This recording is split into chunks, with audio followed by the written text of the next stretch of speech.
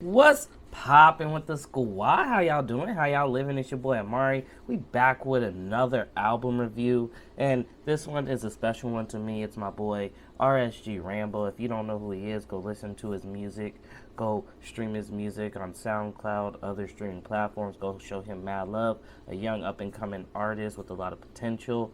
And I wanted to hold off on this review until I got the chance to sit down and shoot this interview with him that we have planned. But schedules are crazy, conflicts happen. So I do want to get this one out there, though. I do want to show love to him, and I do want to make sure that, he knows that I didn't just put him by the wayside. So here we are. All right, let's get down to business. This one is called hashtag 2022. I ain't going to waste no more time. Let's get into it. First thing I want to talk about is the absolute bop that is Shooter 2. Easy. First 20 seconds I heard the song, easy bop, probably the biggest bop on the album in my opinion. His delivery is on point, although I will say there are certain points where it feels like his flow could be a little bit tighter. It does feel like there are certain points where he's just a little bit off, a little bit behind, or a little bit ahead of the beat. And if you were to tighten that up, I'd honestly say this song is charting material in my opinion. Especially when he changes his voice for the delivery in certain aspects. I think that's what set me over the top, specifically that hallway line. That's that the way he used his voice and the way he came across was just absolute fire. So Shooter 2, my favorite song on the project. And then we had Pray For Me Mama. This was another one that I really enjoyed, that I really liked, and I thought it showed the potential that he has as a rapper. It was solid, the feature was solid, and I can honestly just feel the emotions that he's rapping with. And I think that's a big part of being able to deliver a good song, is making somebody feel what you were feeling while you were recording or while you were writing that track. Another one was the Changed Freestyle. And I really like this track just because I love seeing the versatility on an artist. And if you've seen me, if you've heard me on this channel before, you'll know that versatility is one of the big things for me. I love hearing an artist, expand their repertoire. So I think that this one just really was something different from what I was used to hearing from him. It actually changed up the whole feel of the project. In my opinion, gave it more, for lack of a better term, it gave it more longevity, because you can only speak on certain things for so long before it kind of gets tired. But then you have this completely different style where you're switching up your content of what you're talking about. It just makes the album more diverse, makes it more listenable.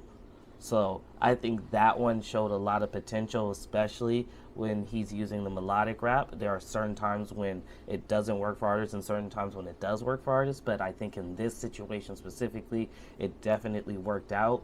And among the other tracks where he was using his melodic rapping, I do think that it showed that he is capable of doing that, of incorporating that into his style and making it sound good. And I think that is just another high point for me. There was Bang Bang, and I think this is a very close second favorite track of mine. And honestly, I think this was the tightest rapping that I have heard from him on this album. His flow was so on point that it made me realize that, hey, if this was how he rapped on every other track, there's no doubt in my mind this track or this album would be, I don't even have the words for it. I don't. There's just something about the punchiness of a flow when you're on the beat. It's just a matter of controlling the pocket. Once you get into that pocket and you hear somebody get into that pocket, it just brings up the energy of the song that much more. So I do want to say that in this track specifically, I honestly fell in love with him as an artist, because that just showed me how well his craft could be, how well he as a writer could be, how well he as a rapper could be, and it showed me the potential of the music that he could make.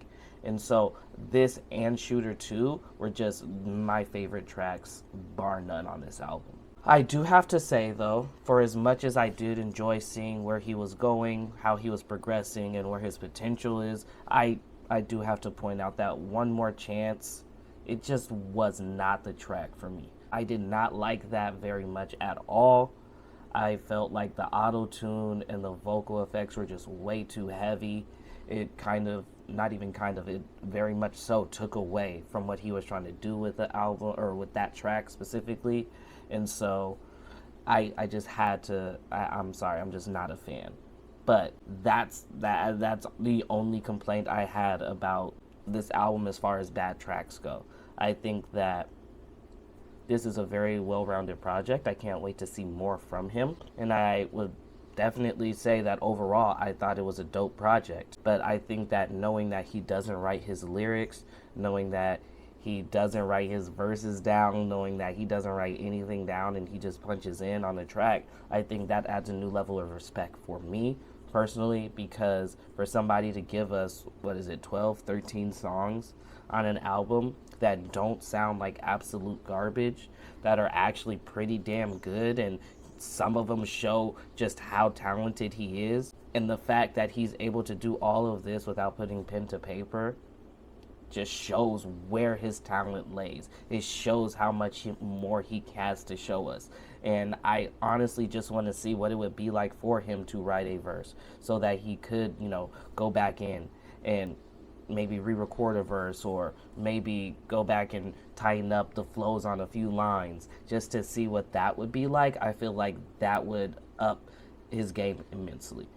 But needless to say, I think for what it is, it's a good project. I think on top of the fact that he's such a young artist with so much time and so much room to grow, just makes me feel like you have no choice but to rate this album a little bit lower, just because this is only the beginning.